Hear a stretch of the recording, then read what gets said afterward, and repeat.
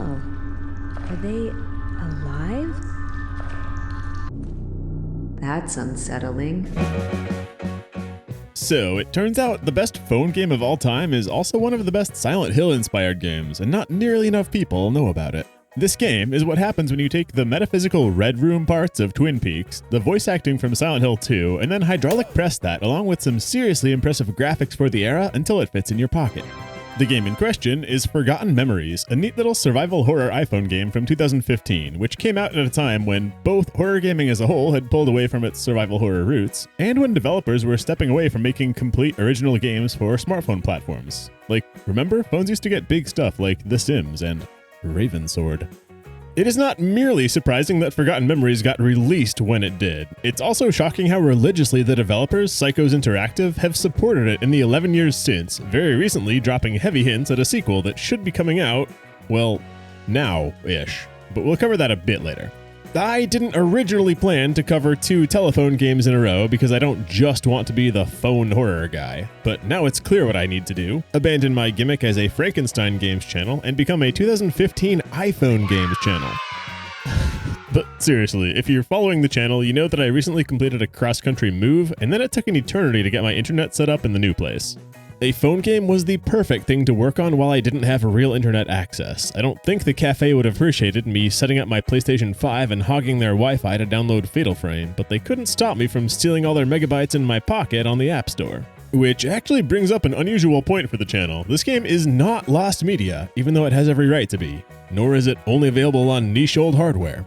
Despite being a 2015 iPhone game, same as the last game I covered here, which did quickly become lost media, Forgotten Memories is what it looks like when a studio nurtures their game, keeping up with evolving phone hardware, major OS version changes, and renewing the App Store listing year after year. You can still buy Forgotten Memories today.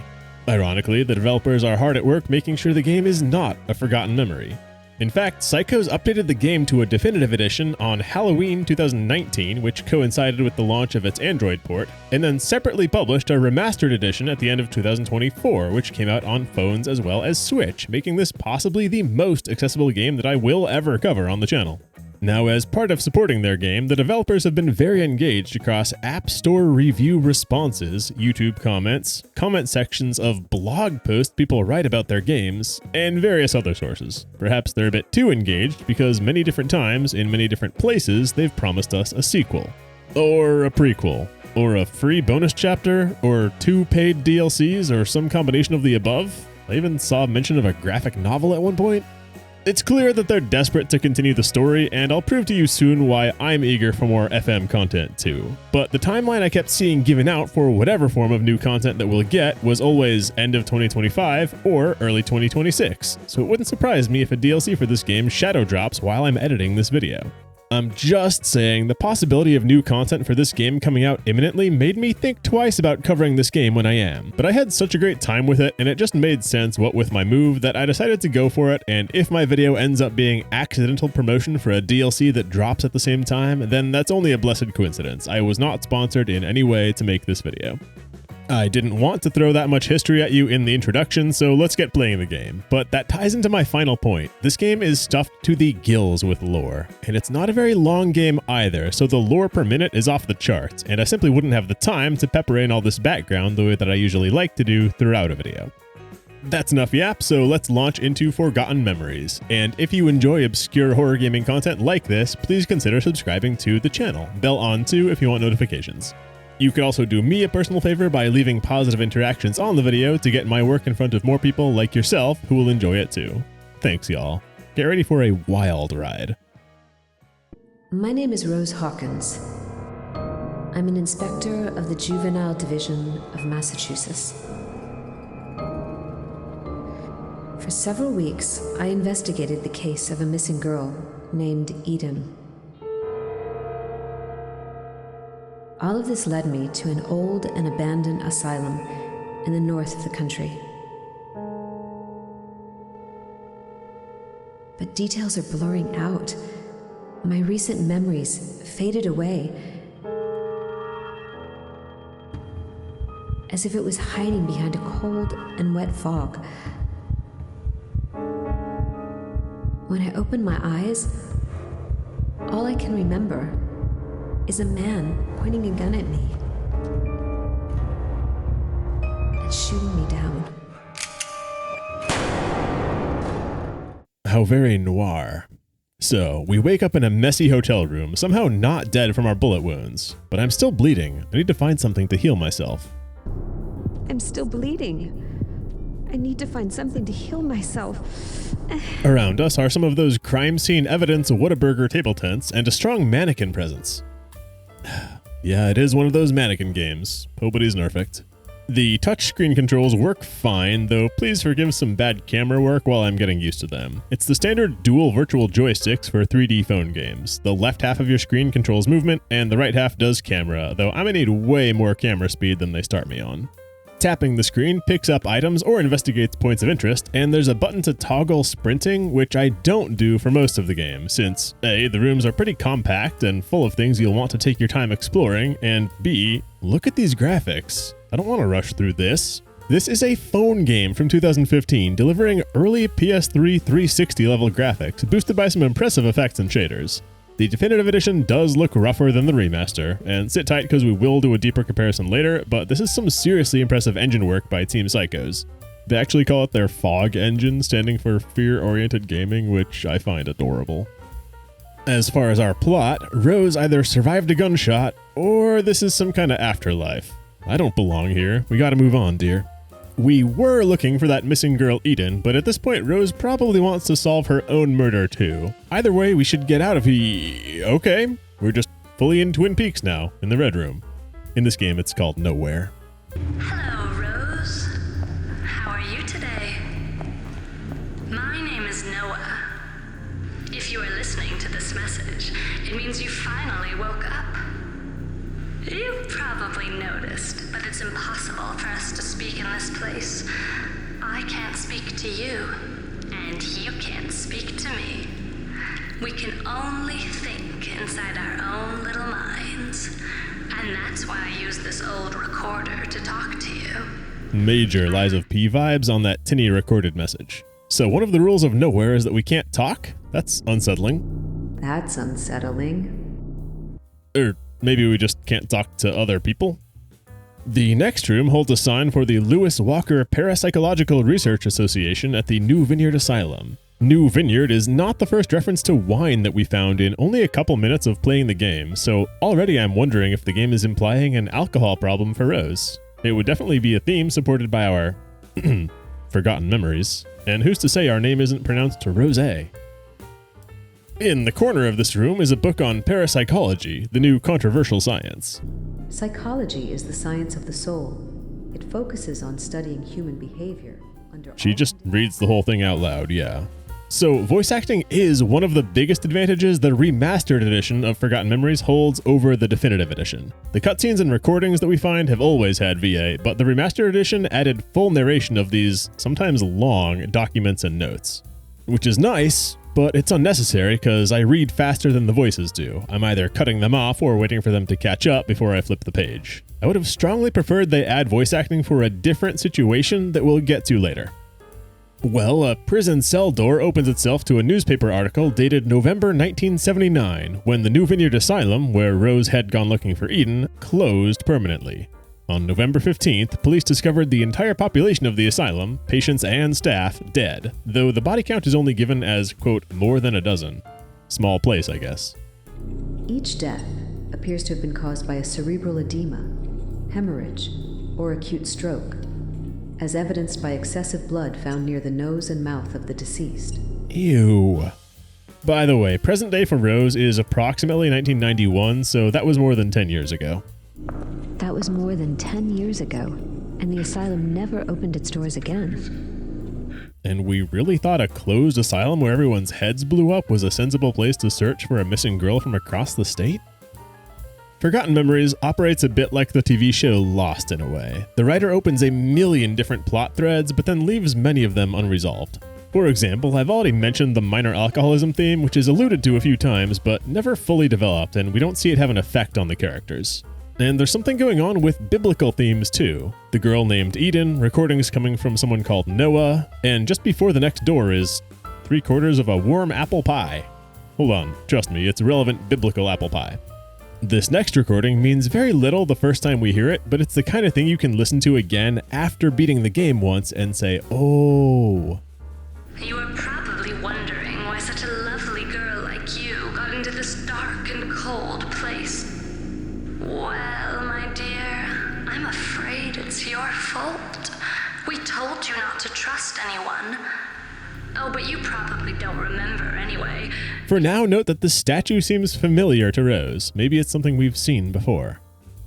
Then in short order, we run into Noah. In person? The jury's out on whether meeting someone in the nowhere counts as in person.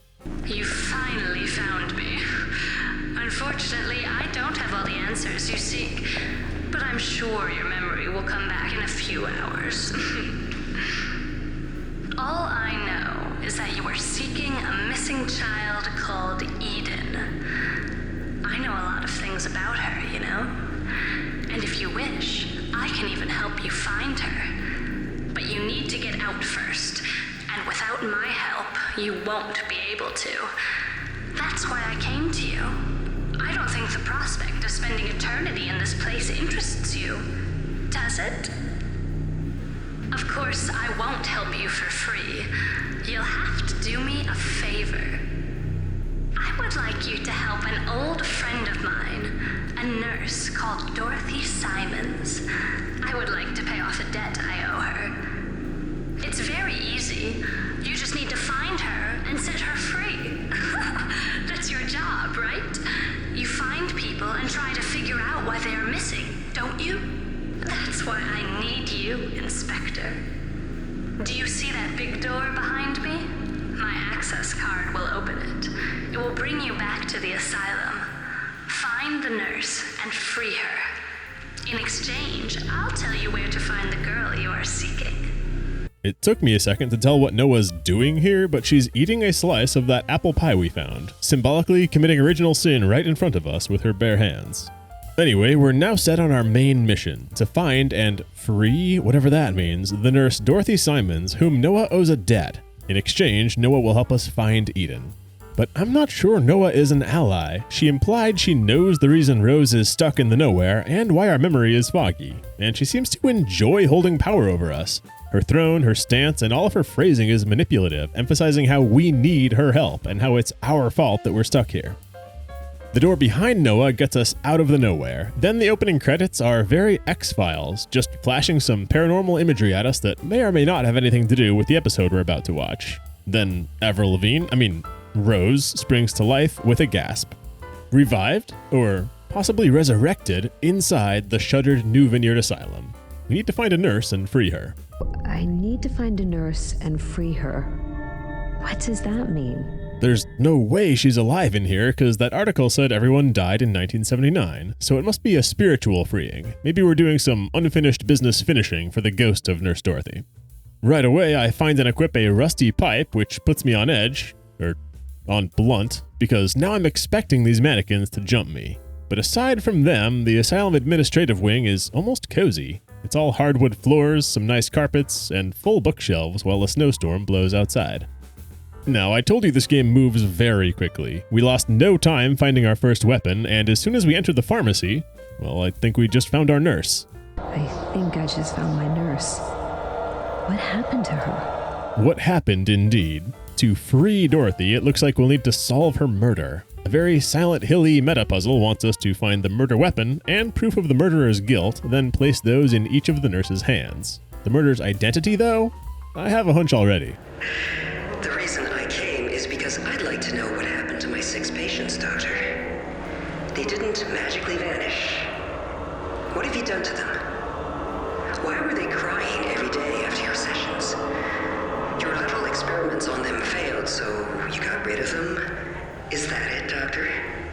Dorothy was planning to make trouble for Dr. and Asylum Director Thomas Walton after he either allowed or caused 6 patients to vanish all at once. Reporting him or demanding an expensive bribe, both of which are threatened by Dorothy, would certainly be a motive for Walton to silence her. But how do we prove that? There's only one area we can explore next, the first floor west wing of the asylum. Nothing has attacked us yet, but I'm still cautious as I pass by an elevator we don't have the key for and head to the bathrooms.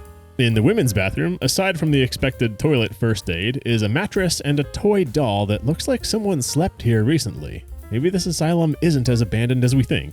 It could bode well for finding Eden.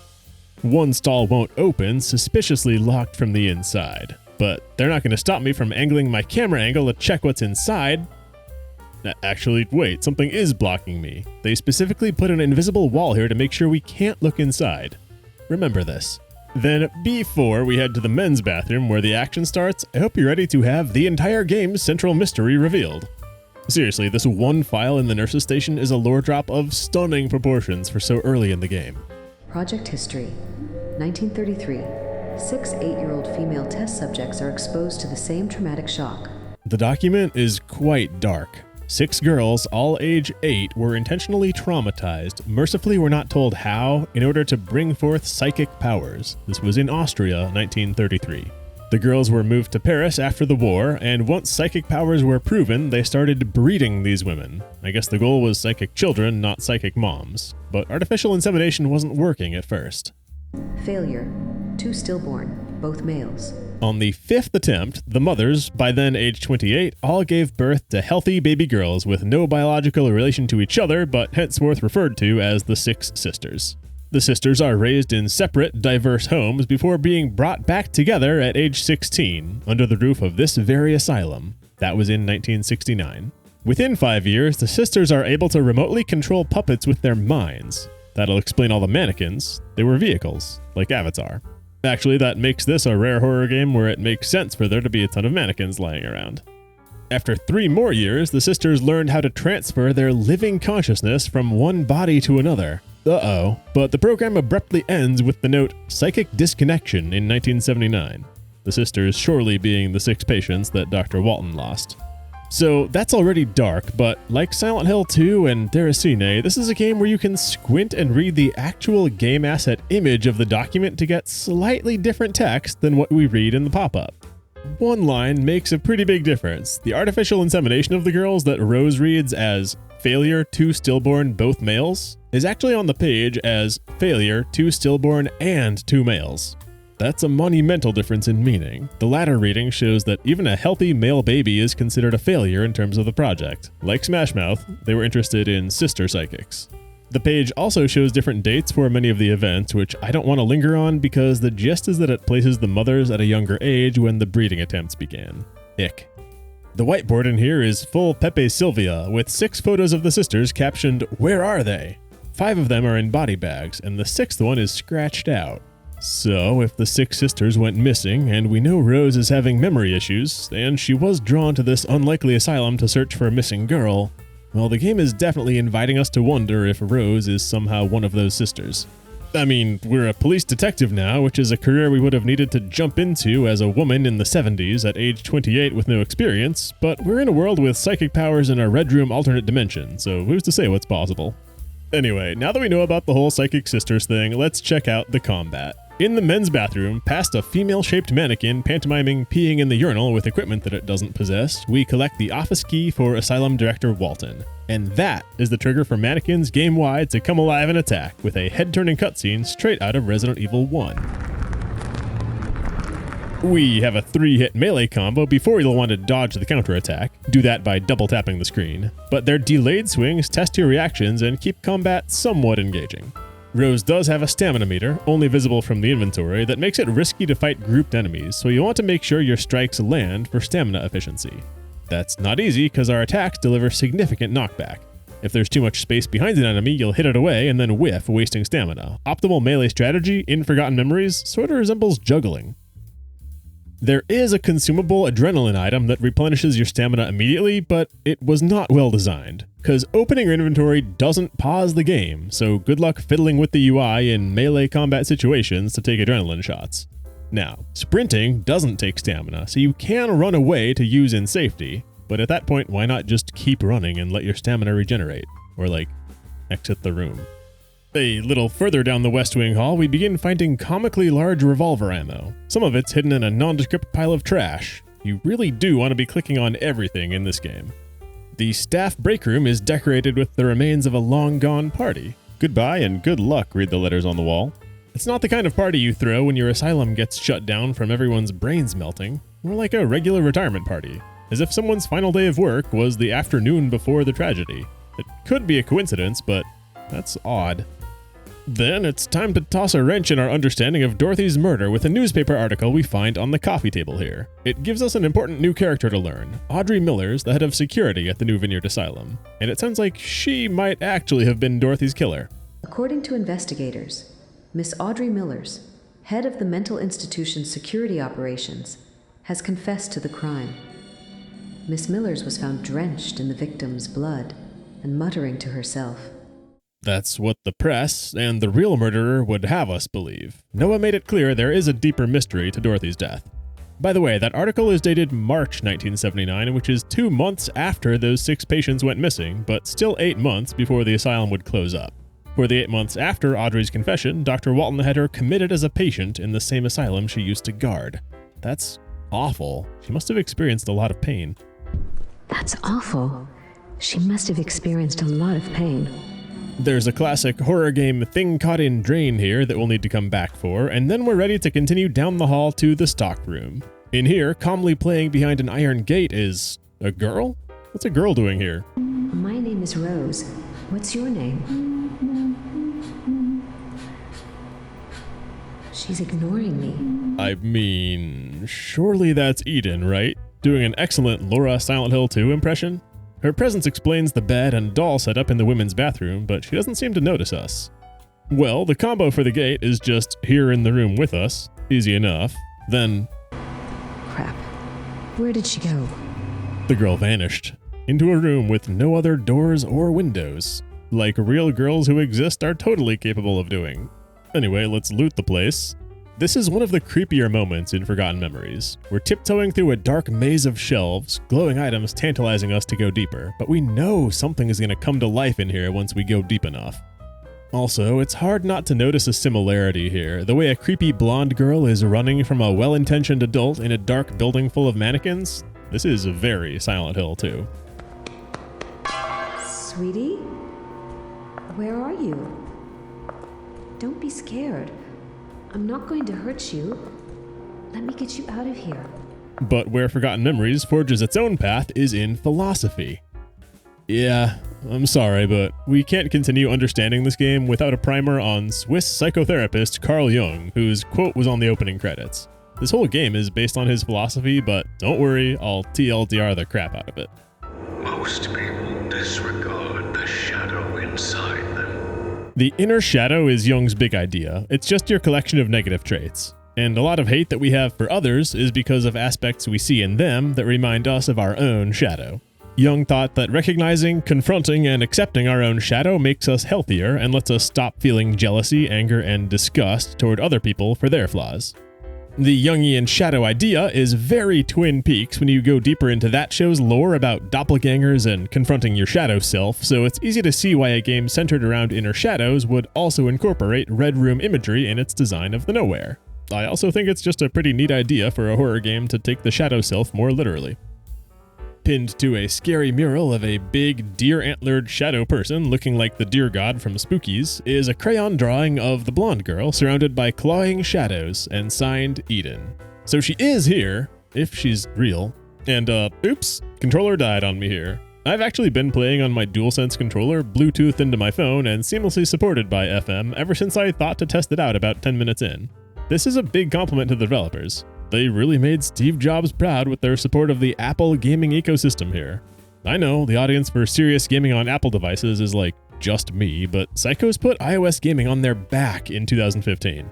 Seriously, they have controller support, they integrate with Apple's Game Center, including native achievements, and it took some serious low-level OpenGL graphics programming and a later migration to Apple's own Metal framework to make the game look and run this well.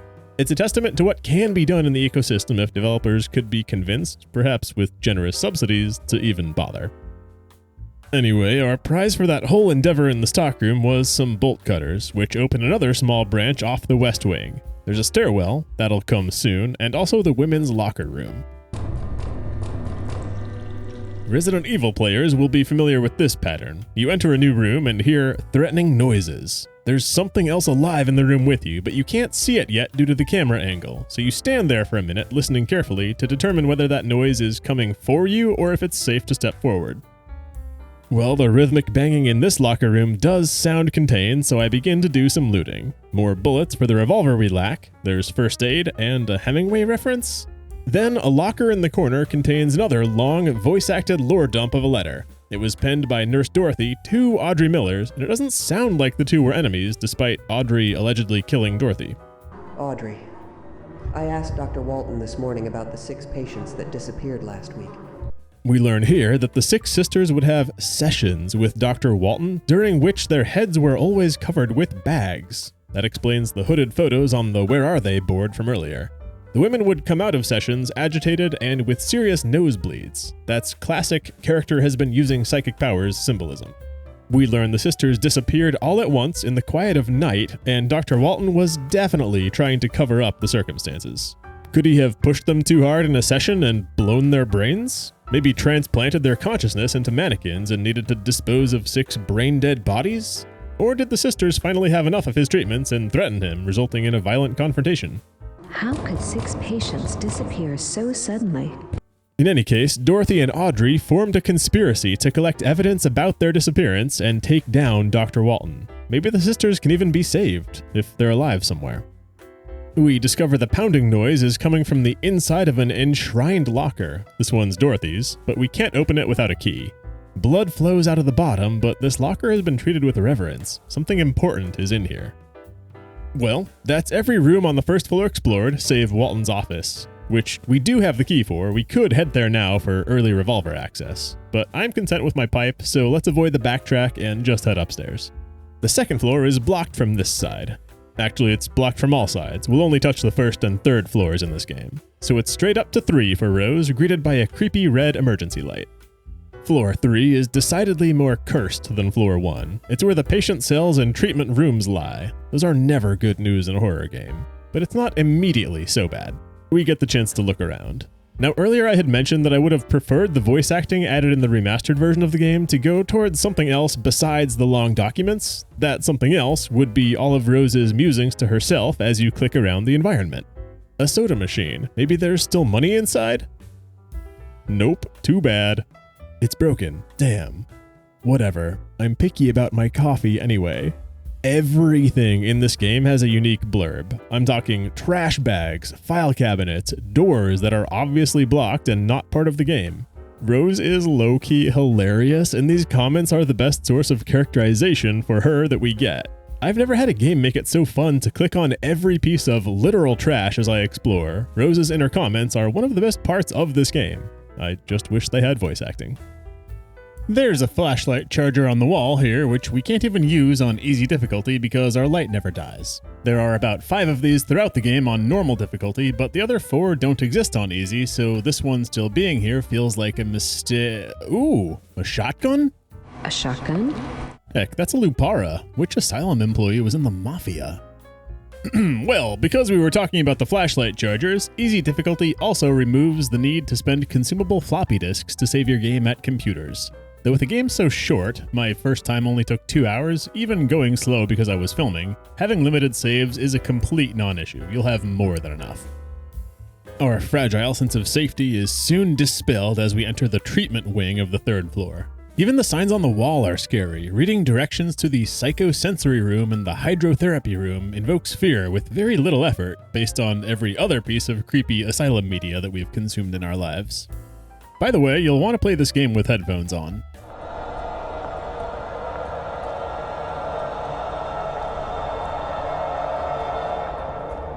Forgotten Memories made a clear effort to achieve Silent Hill-style sound design. It's mostly understated, just you and your footsteps, but they throw in a lot of masterful audio stings as you head into unknown darkness, and it all sounds great. And speaking of Silent Hill audio, do you recognize one of these voices? Well, as you know from the report, Audrey Millers is the former chief of security who has been with us as a patient for the last 4 months. Well, last night she left the patient's dormitory and dug up the bodies of 6 women who were buried in the south lawn. She then took the bodies to the testing room and hung them on scaffolding. And Miss Millers, where was she? was just sitting there in front of her work, crying. Mr. Anderson. He became the new head of security once Audrey got committed? That's Eddie Dombrowski's voice. That's David Schauffele. We learned that sometime around July, that's 6 months after the sisters went missing and still 4 before the whole place closed down, Audrey, by then an inpatient, exhumed 6 bodies from the south lawn and re-hanged them as if to kill them twice. The game never solves the mystery of why she did that, so I want to take a guess here. We heard that they were experimenting with consciousness transfers in this place, and seen it when the mannequins attack, so now I'm wondering if the sisters' bodies might have died while their souls lived on. They would likely harbor resentment for the guard who kept them locked up here, so maybe their ghosts tormented Audrey to the point she had to try and stop them. But come on, Audrey, everyone knows you gotta salt and burn the bones to handle a ghost. What she did instead was hang them from a scaffold, creating for us what I feel obscene telling you is quite a fun puzzle. Once we pull the right levers to make the bodies all hang, a jewelry box springs open to yield a bloody scalpel. Considering the gravity of the puzzle we just solved to acquire this, and the care with which it was guarded, I think this is Nurse Dorothy's murder weapon. That means we're halfway to freeing her.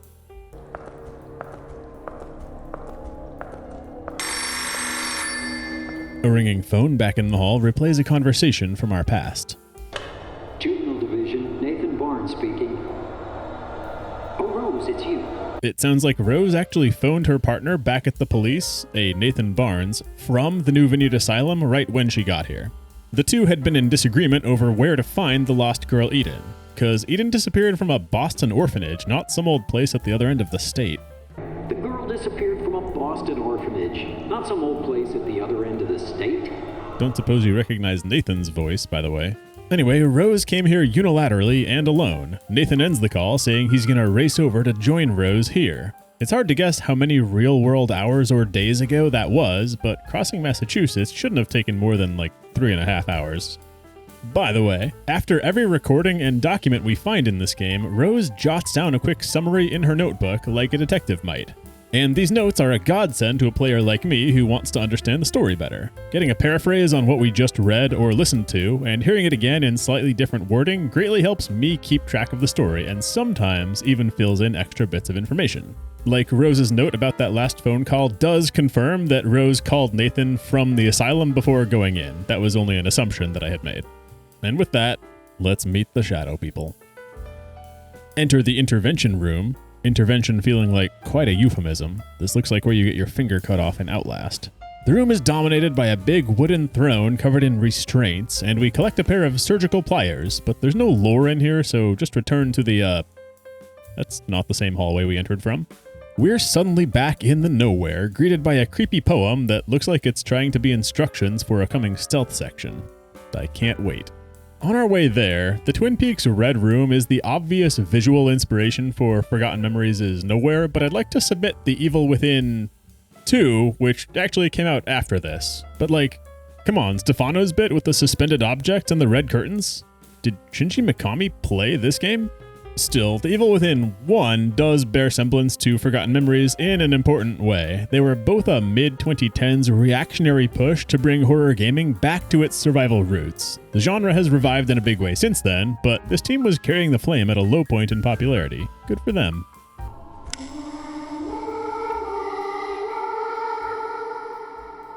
I hate this. This is our introduction to the second enemy type of the game. Ghostly, shall we say, Jungian shadow projections of little girls singing like a winter lantern and behaving somewhat like a Left 4 Dead witch. This one standing in front of a whiteboard with the text, "Don't kill me." So for half a second I'm wondering if this is a Bioshock situation where not killing the creepy girl is somehow better for me, but don't tell me what I can't do. At least they died of blunt force. With that thing dead, we can see that the "Don't Kill Me" sign accompanied a shadowy fetus. That's definitely not a traditional pro-life message. Though I actually don't have a strong guess for what this does mean. This is another one of those story threads opened up by the game that doesn't really lead anywhere. Besides the mothers being bred to give birth to those 6 sisters, pregnancy isn't a big theme in the game. At any rate, that shadow girl was clearly one of the creatures seen clawing at Eden in the picture she drew. Fixing a music box gets us back to the asylum. I'm back to the asylum. Our next stop is the hydrotherapy room, where we find the first part of Audrey Miller's diary. We haven't learned much about the woman who helped Dorothy, but then turned around and killed her. Well, a few days after the sisters went missing, Dorothy, in a quest to hold Walton accountable, asked Audrey to steal his elevator key for access to his 5th floor laboratory. Audrey gets this key by seducing Dr. Walton over the intercourse of several weeks. She finally nabs the key while their clothes are off on February 8th, and 2 days later, Dorothy sneaks into the 5th floor lab and finds something about those missing patients that she brings to the committee. What committee? The game reveals it gradually, but I'll just do it now. There's a shadowy boardroom of powerful men, very X-Files, in charge of paranormal projects around the globe, such as our psychic sisters, and it's implied that they have many more irons in the fire elsewhere. Though, actually, how shadowy are they if a nurse can just approach them? They might be closer to something like a hospital board. Whatever they are, they're Dr. Walton's boss, and Dorothy's report is the first time that they are learning that Walton lost their investment. Here's a nasty bin of old patient clothes we can click on, and Rose finds an outfit she likes? Excuse me? This is actually the spot where we find one of Rose's alternate outfits, but instead of putting it on, she says, I should probably solve this case before I start trying on different outfits. As in, it's for New Game Plus, which we will cover later. It's got some neat new content. Then we step forward into some cold water. Cold water. But Audrey's diary was the main attraction in this optional room. So, while Rose loots bathtubs and fights a shadow nurse, I want to cover this game's identity crisis. Does Forgotten Memories even make sense as a phone game? I know I gushed about how well this game was implemented. It definitely proves that the iPhone can handle serious games, but this isn't the kind of game you whip out in line at the post office. I played Forgotten Memories in a quiet room with the lights dimmed, on a controller, and should have also been using headphones. And as an added bonus, because I was recording footage, instead of looking at my tiny phone screen to play, I got to watch the game on my gigantic monitor.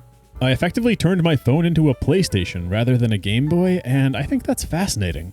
No, mobile phones as we think of them aren't great homes for survival horror. Playing in public is just a mismatch for the genre. Distractions ruin the atmosphere, and the lack of autosaves and limited manual saves aren't compatible with pulling it out for a few minutes between classes.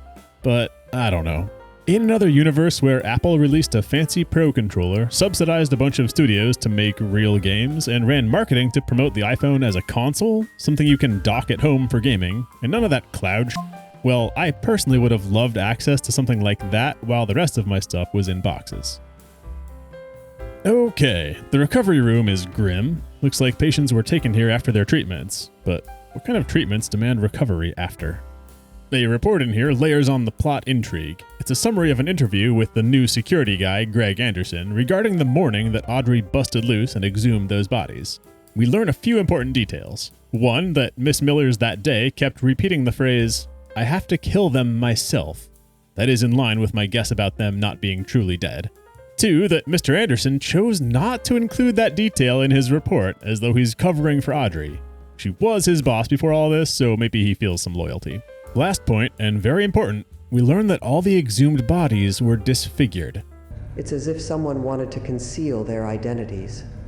So the silently eliminated patients may not even be the Psychic Sisters after all. Or at least, not all 6 of them. I think we're starting to piece together the mysteries of the asylum as we hunt for proof of Dorothy's murderer's guilt. Dr. Walton did something to those 6 women that Audrey helped Dorothy investigate. Dorothy found something incriminating in the 5th floor lab and brought that above Walton's head to the committee, so Walton killed her to remove the threat and then framed Audrey. And to guarantee Audrey's silence, well, orbital lobotomy recommended. Her patient chart in this room holds a dark prescription. As we go to leave, 6 mannequins have barricaded the door with phantom chains, and if we step close...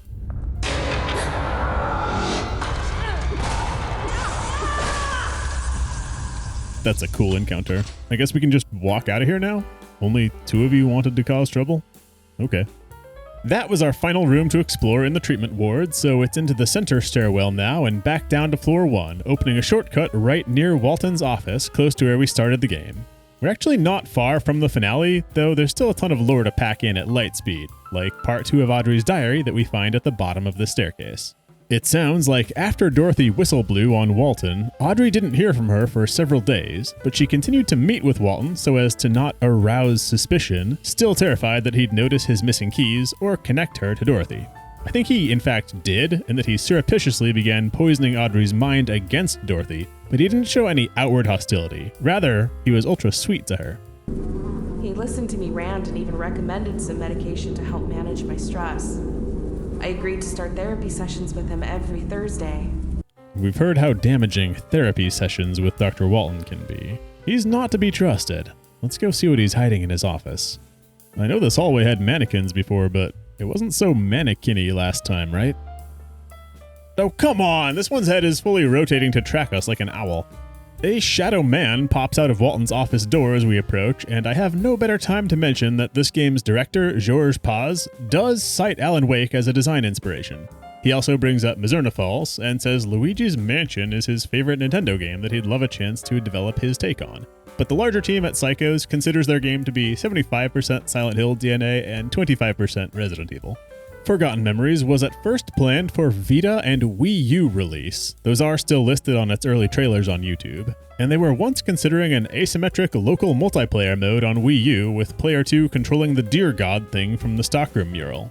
This project just had so much ambition. I'm delighted they were able to see it through regardless of platform. Okay, a briefcase inside Walton's office needs something strong and pointed to pry it open, which is somehow not the scalpel we carry. Then, a few of Rose's internal comments in here are why I drew the possible alcoholism theme earlier. A box full of gin and brandy, but not a single bottle of wine? Oh, doctor, you disappoint me. And this other one. That's way too much liquor for a doctor's office, but who am I to judge? I don't have a further point here. Attached to a key, that should get us the shotgun back upstairs, is a highly upsetting note from Greg Anderson to Dr. Walton. We've heard that the bodies Audrey dug up all had their faces disfigured. Well, it turns out Anderson is the one who did that, using acid, and disposed of the bodies on Walton's command, hoping to gain a recommendation to the committee for his good work. We also find the commitment order by Walton that made Audrey a patient at her own place of work following her murder confession, which we're still suspecting was coerced. But this note does document a personality disorder in Audrey dating back 5 years, which plants a seed of doubt. Maybe Audrey's psychosis wasn't induced by Walton. Could she have actually killed Dorothy? The back of the office is creepy. This place is creepy. Goodbye, Dr. Walton is messily painted on a banner, likely Dorothy gloating over her takedown. Then there's this doll. I had one just like her when I was a kid? So now we're back to implying that Rose was a patient here somehow. A non-psychic sister patient who still made police detective pretty fast after getting out? Ugh. Anyway, here's our revolver finally.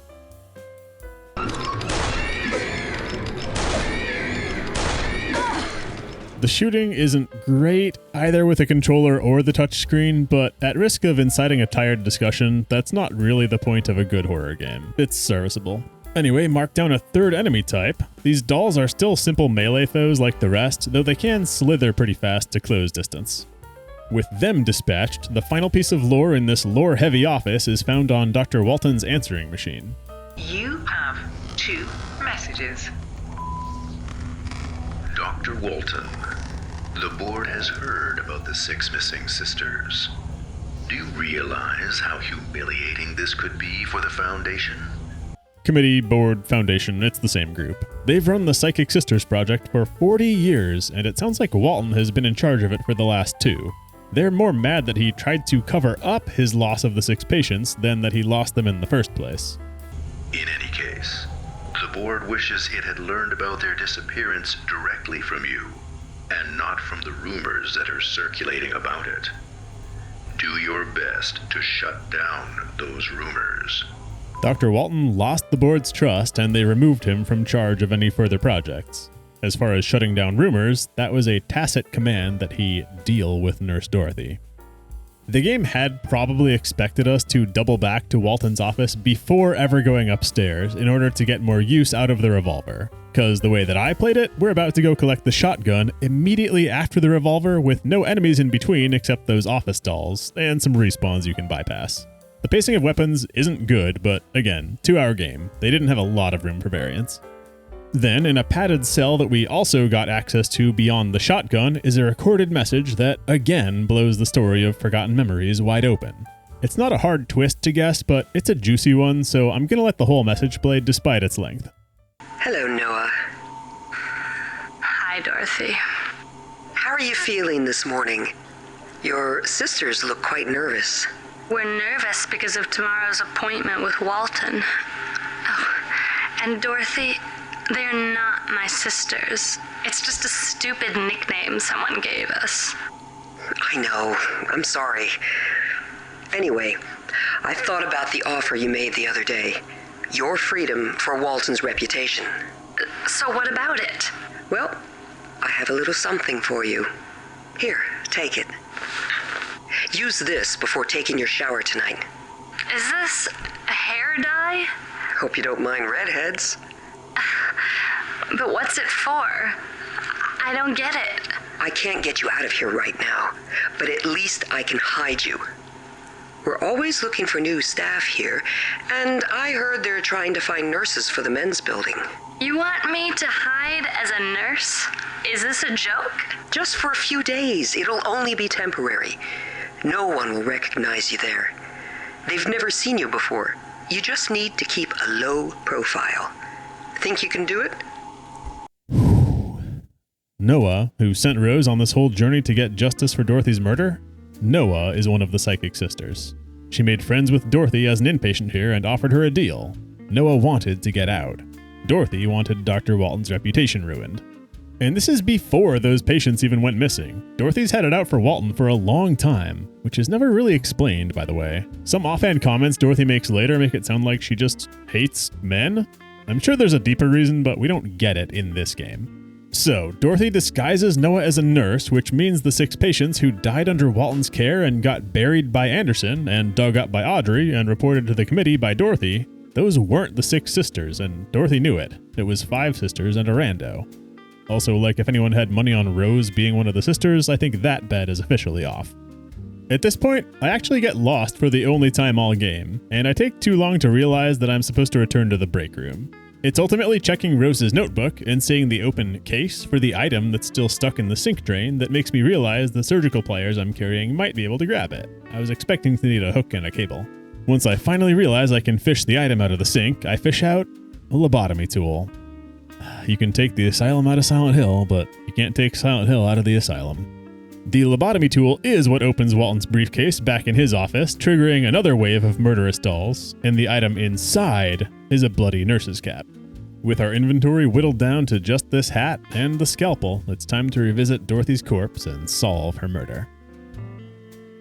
Scalpel goes in right hand, bloody hat in left, then Dorothy's mouth yawns open, giving up the key to her own locker, and conveniently timed shelves falling over reveal a file that crams in some more lore before we move on. Remember in Audrey's diary how Dr. Walton wasn't upset with her when she thought he would be? He even prescribed medicine to help.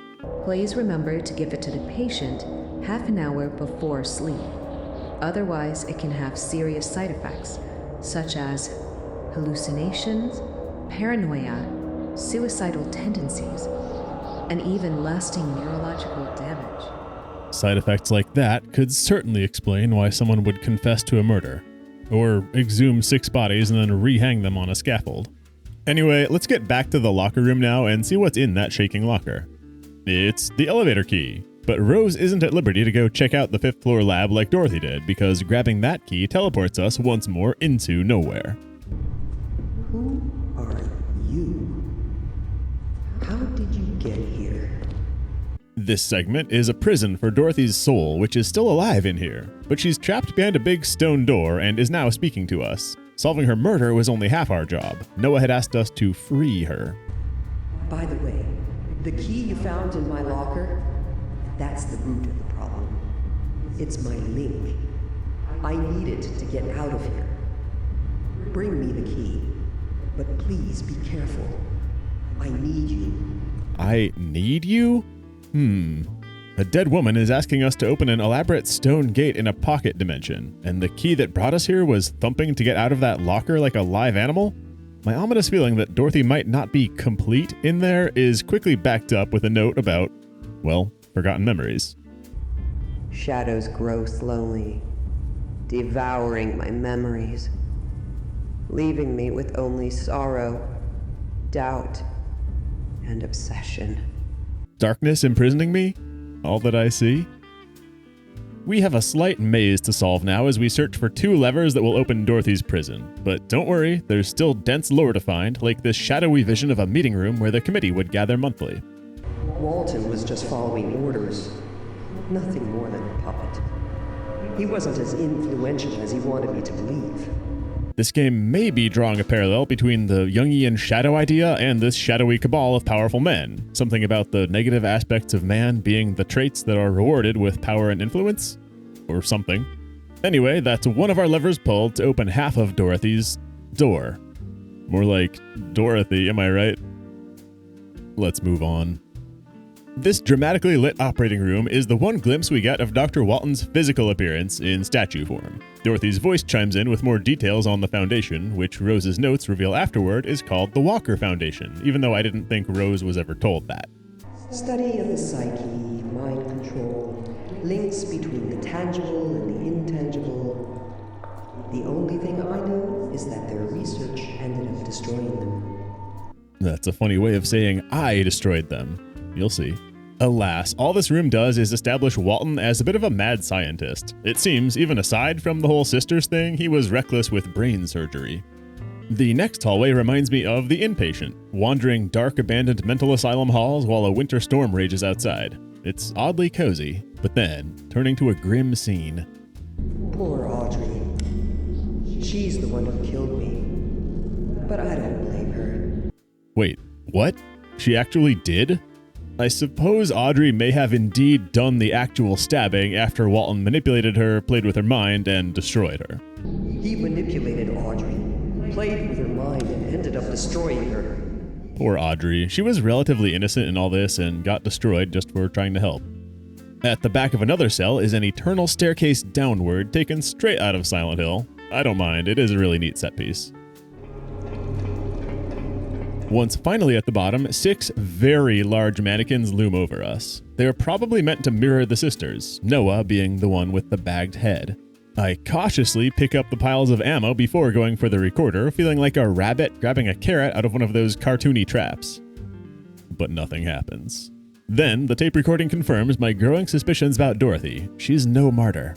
Dorothy, what about Walton? How are you going to make sure he doesn't realize I've escaped tomorrow?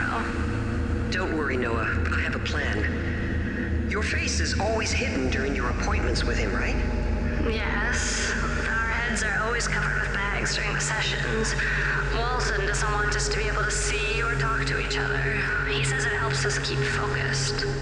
So we just need another patient to take your place tomorrow during the group session. With your heads covered, neither Walton or your 5 sisters will recognize you. I told you, they are not my sisters. It doesn't matter who they are, Noah. What really matters is that you get out of here. Are you sure that without you, Walton's experiment will fail? It only works if the 6 of us are there. If one sister is missing, the connection will fail, and they will bleed to death on the spot. And then Walton will be vulnerable. He'll be all yours. This project is of the utmost importance to the old men on the committee. If it fails, Walton will be held responsible, and his reputation will be destroyed. This is what you want, right? Vengeance for everything he did to you? I have to go. I'll come get you tonight, and I'll protect you from all this insanity. Thanks, Dorothy. I'll make it up to you. Trust me. Oh, there's one last thing I'd like to know, Noah. What does Walton do to you during your sessions? He talks to us. Dorothy sent those 6 girls to their death. She knew extricating Noah would do that, and all because of jealousy or revenge? Rose's note to herself suspects Dorothy's motive to take down Walton may have simply stemmed from an affair, but killing 6 innocent women just to make a man lose his job? Walton was no saint, but this whole intrigue is messy. Dorothy is clearly a dangerous soul to free at this point, but to Rose, it's not about that. We're still trying to save that missing girl. Noah agreed to help us once we spring Dorothy, but if Noah's friends with this Viper? Well, the second lever's nearby, and then we're free to enter Dorothy's soul prison, a room labeled Mortuary. The tight halls branch into a honeycomb, feeling something like a boss arena, but the biggest tell that a boss is coming is that we cannot click on any of the body bags or piles of trash for commentary. That would only be the case if... You're full of surprises. Nobody has ever gotten so far before. Congratulations. It's very nice that you brought me my stuff, but I don't think that'll really be enough.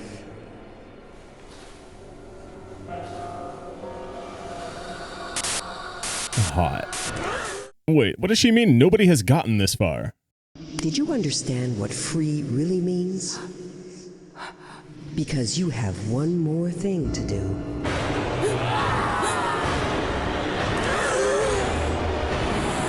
Welcome to our first and final boss fight, y'all. The vengeful nurse has repossessed her own murdered body and now wants to kill Rose despite us freeing her. It seems there's an unfortunate final step to freeing Dorothy. She needs to kill someone else to escape. Noah has been sending impressionable young women to die on their way to free Dorothy. Rose isn't special, she's just skilled. What's especially odd is that Noah and Dorothy's deal seems complete. Noah got her freedom, and Dorothy got Walton taken down like they agreed. So what's Noah doing still working with Dorothy?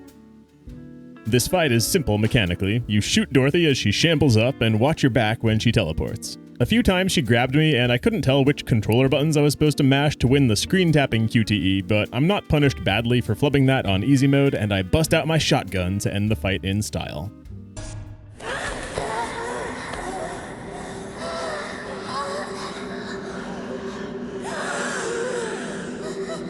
Fear and wrath.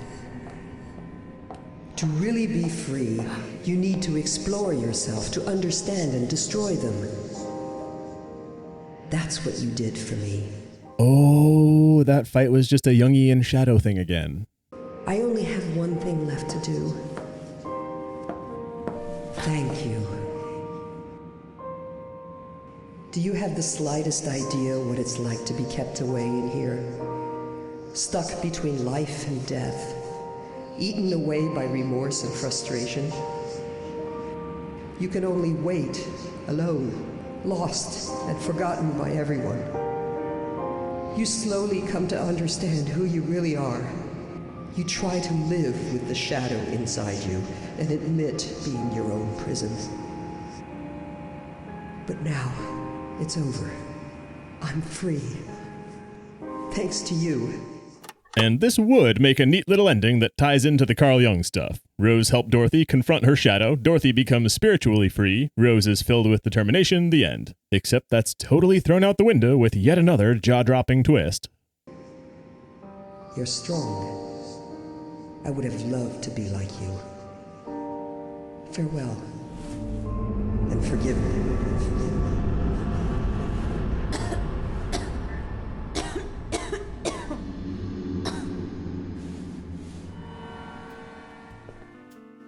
There's nothing more to be done. I've already spent too much time here. Have you? Discordant piano plays as we're allowed to walk out, but you're not going to stop me from looting the spare ammo around the arena that I missed during the boss fight. There might be a final boss V2_final. Then we exit to a celebratory scene back in Nowhere with Noah lounging on her big throne, just like where Rose began the game. Congratulations! You did perfectly fine. Yet at one point, I thought I was going to fail. Yes, I know. And I'm sorry. I didn't think she would cause us so many problems. And what will become of her? Don't worry about that. We'll probably never hear from her again. I hope it was worth it. Anyway, you have the key to the laboratory on the 5th floor. I told you I'd help, right? And I always keep my word. No, super false, but hold that thought. Rose makes an internal comment here that I want you to remember regarding Noah like the daughter she never had. Then, separate thing, still important, as we click the statue and get deja vu, remember back to when Rose saw this statue at the beginning of the game and said that it looked oddly familiar. There's definitely some cyclical thing going on here. Considering Dorothy's words about us being the first one to make it so far, is this just straight up a Silent Hill 2 ripoff using its loop theory interpretation? There were a lot of body bags throughout the game. I guess those could all be previous Roses. Then we pass through an encompassing light to gain control where Rose last existed in the real world, in the Asylum women's locker room. Enemies no longer deter us. The mannequins supportively line our path to the elevator, where we can finally use our key. I do like that we still get to play this part out, even though it's all epilogue. The elevator climbs slowly to the 5th floor as echoes from our past cement the player's realization, with horror, that we've been duped. We told you not to trust anyone. Did you understand what free really means?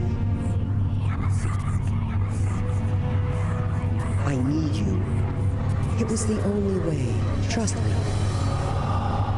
I would like you to help an old friend of mine. I didn't think she would cause us so many problems. I told you I'd help, right? And I always keep my word. I never doubted you, Noah. You always were my trusted friend. Rose never walked out of that boss arena. Dorothy has stolen our body. She casts down our flashlight and walks off into the shadows, looking for, I guess, more of Walton's lab notes to go do more psychic stuff elsewhere? Maybe force a spot on the committee for herself?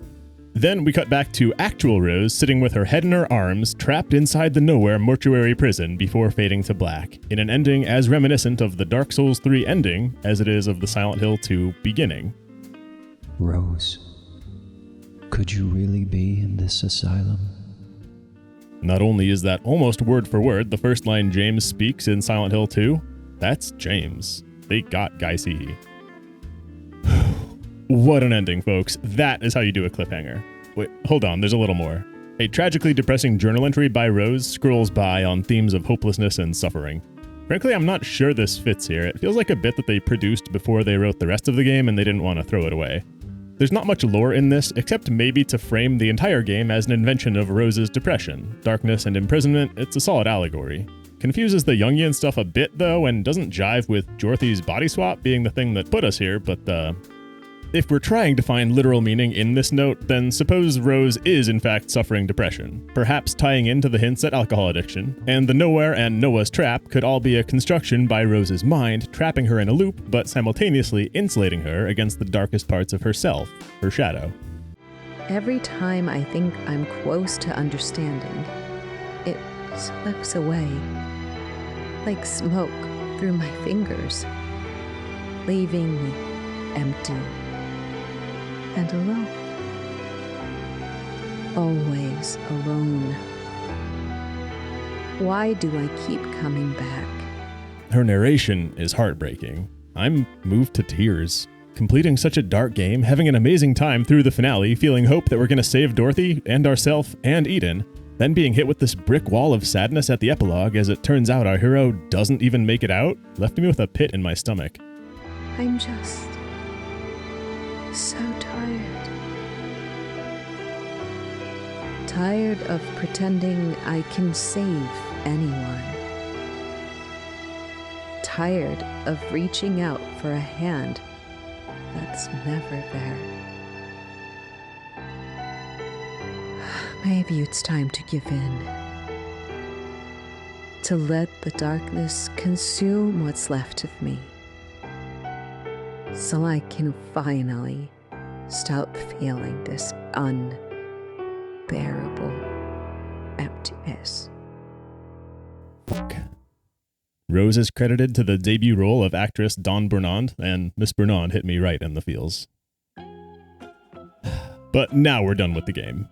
Beating the game unlocks New Game Plus, which does have some new features that I want to cover, but first we've got to break down what actually happened in Forgotten Memories and what it means. So I'm going to go ahead and get New Game Plus started on normal difficulty, and you and I can debrief on the plot while Rose starts another, canonical perhaps, loop through the new Vineyard Asylum.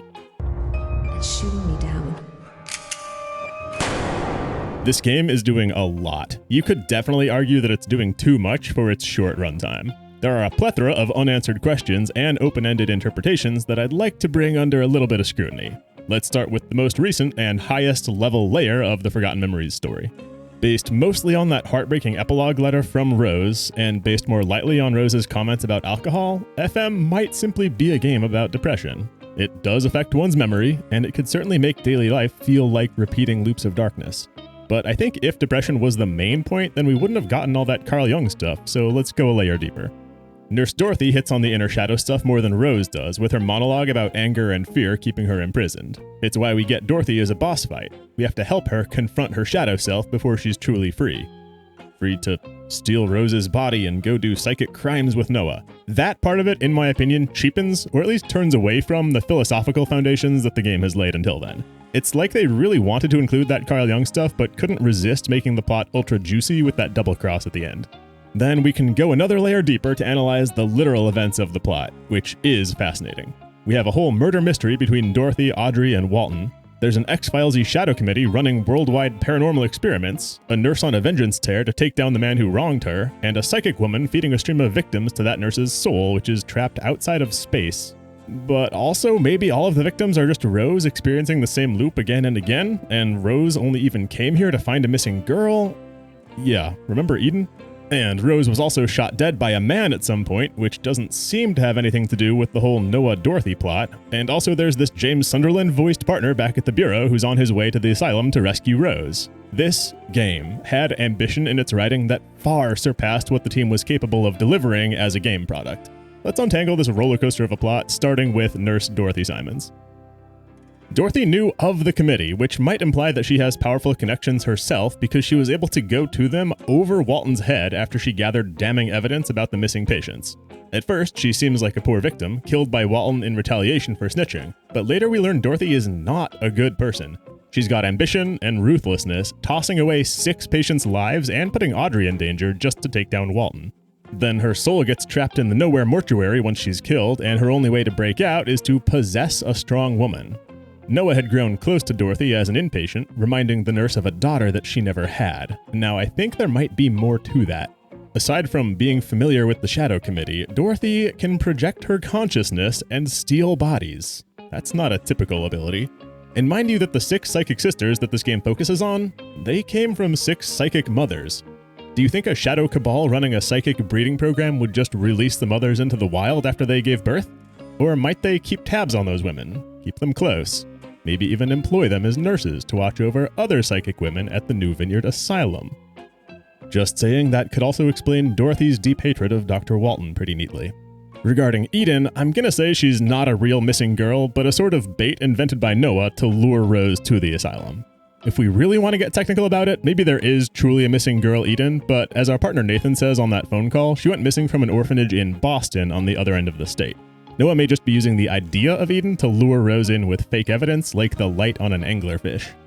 But one remaining mystery to me is what disaster caused brain hemorrhages to kill everyone remaining at the asylum in November of 1979. The symptoms remind me of how the sisters would have nosebleeds after their sessions with Dr. Walton. And we knew Walton was totally relieved of his clinical importance to the committee after his Dorothy-caused screw-ups. Is it possible that Dr. Walton decided to continue experimenting independently and pushed his other patients too far in an attempt to regain the favor of the committee? That's all I got there. As a curveball, I think we have to entertain the idea that Rose might technically be dead for all of this. I mean, we wake up bleeding from bullet holes at the beginning, and that epilogue quote from Guy Seehey then wouldn't be a coincidence in how closely it matches James's line at the start of Silent Hill 2, coming to search for his dead partner. It seems that Rose took a risk following Noah's false lead to the asylum alone and ended up shot for poking around. The first recording we listened to at the start of the game from Noah does set that up, asking why we came to this place, what we found, and who shot us, emphasizing that we should not trust anyone. As to how we'd reconcile Rose being dead the whole time with all the Noah-Dorothy stuff? This game did used to have a subtitle. It was called Forgotten Memories, Alternate Realities until the definitive edition was released. But if you play the game and come up with better theories, please let me know in the comments. The world can always use more Forgotten Memories fans. Then there's still plenty of smaller questions about the game world that might not be meant for answering. Why can't Rose and Noah speak directly to each other while in the Nowhere? Why the apple pie and the Bible references with Noah and Eden as names? There's a lot of deer antler imagery in the game that goes nowhere. And why is Noah at once so honorable about keeping her deal with Dorothy, yet so quick to betray her deal with Rose? Let's turn our attention to New Game Plus for now. I bumped my run to normal difficulty so that my flashlight and saves are both limited. Now the most obvious change will be my costume. In the room where Rose wakes up, you're able to change into a hospital gown. A rather flattering one, in fact. Maybe the gown as a costume implies a stronger connection between Rose and the facility. Could she have been a patient? We're given a new nail bat weapon right at the start, which I was hoping would score one-hit kills like the NG Plus chainsaw in Silent Hill 2, but it's not much stronger than the lead pipe. Maybe the difficulty bump is eating some of its gains. But before we even need to use it, the women's bathroom now contains a semi-automatic pistol and dozens of bullets, enough to last the whole game if you're careful about engagements. Combined with the other guns that were still given as normal, melee combat is easily avoided on New Game Plus if you'd prefer to blast your way through. And there's a third new weapon also right away. It's a knife stuck in the break room newspaper, which is way worse than the other melee weapons. It has less knockback and takes 1,000,000 slashes to kill. Maybe it's just here for an achievement or for the joy of challenge runs. And we're still not done with new weapons. The intervention room on the 3rd floor gives up a combat shotgun this time, hell yeah. Like the pistol, there's a mound of ammo included with it. It's clear they meant for New Game Plus to be an easier experience. Then, what's a second playthrough of a game for if not experimenting with enemy AI? Against the first Shadow Girl, I stood back and shone my flashlight at her, which was enough to aggro, so it seems like there is some half-baked element of stealth gameplay. Then, in running away, the girl actually jumped on my back for a unique grab attack animation. I took her out with my pistol, which didn't feel meaningfully stronger than my revolver from my first game. The advantage of New Game Plus guns may not be a damage buff, but just that you get them a lot sooner. I shortly reached the hydrotherapy room where I had identified a costume change spot on my first run, but all it does is change me back into my normal clothes? I think what's actually happening here is that there are 2 locations for changing into the same hospital gown, and using either of them again changes you back.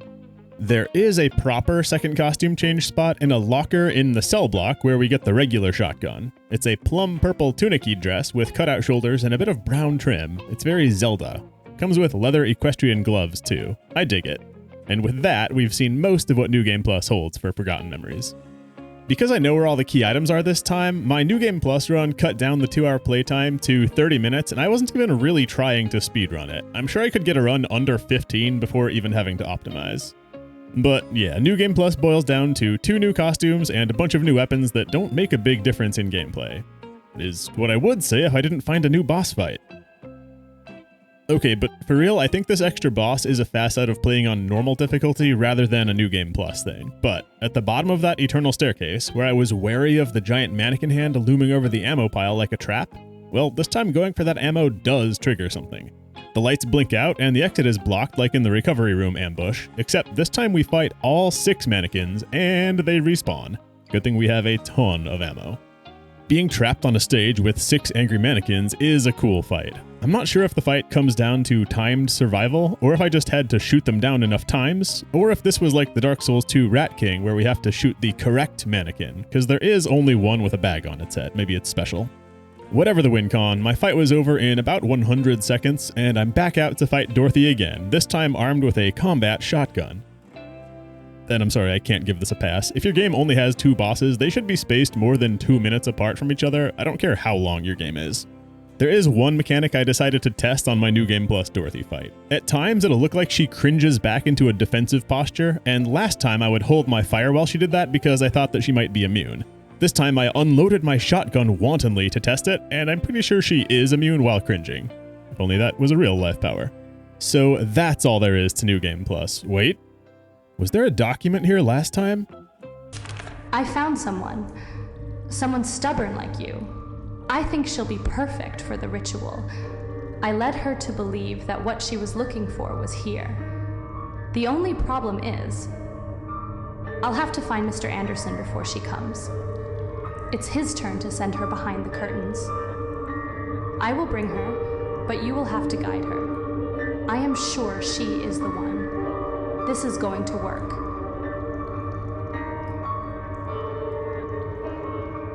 And with all the evidence laying around on the 5th floor, Walton will take you seriously this time. Ugh, I thought we had everything figured out. So, we had it right about Noah luring Rose here with a fake Eden, but now we learn the new security guy, Greg Anderson, is working with Noah and Dorothy. He did ask Walton for a job recommendation to the committee at one point, so maybe he shares Dorothy's ambition. But what about it being his turn to send us behind the curtains? I think we know who shot Rose now. They must have some ritual for catching dying souls in the nowhere. It would explain the pentagram and candlelit shrine around Dorothy's body. The part I'm still stuck on is the end. Walton will take you seriously this time. So he didn't die when everyone else's brains blew up and Dorothy's still trying to... Geez, it almost sounds like she's trying to earn his respect? Y'all play it and let me know. My mind's in a pretzel from all this. Now, y'all know me. When I cover a game, I'm thorough. So it shouldn't surprise you that even after beating a New Game Plus run, we still have 2 more runs to do of this game. But one's really short. You see, part of my love for this game is how engaged the developers have been over the game's lifetime. I actually had the mannequin boss fight that the devs refer to as the Six Sisters boss, by the way, spoiled for me by reading their patch notes in the App Store.